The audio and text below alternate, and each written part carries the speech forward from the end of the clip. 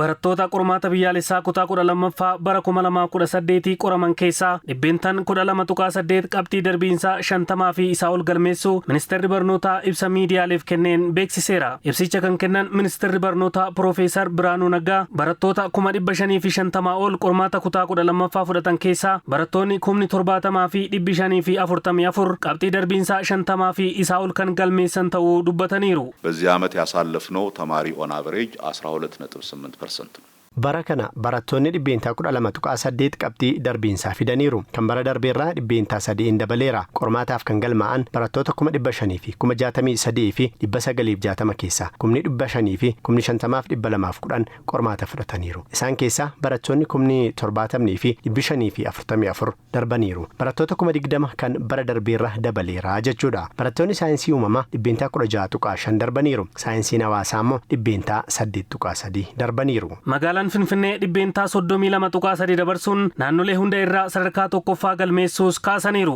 Manneen barnootaa barattoota qormaataaf dhiyeessan keessaa manni barumsaa 565 barataa tokkollee dabarsuu akka hin dandeenyees ibsaniiru. Manneen barnootaa 88 immoo guutummaatti barattoota isaanii akka dabarsaniis dubbatan.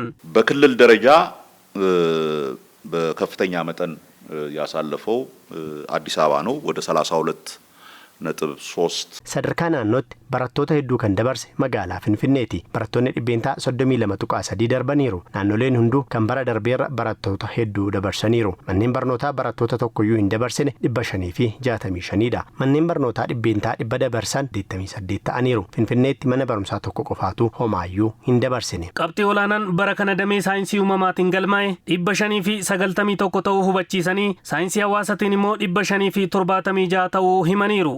ከፍተኛ ውጤት የተገኘው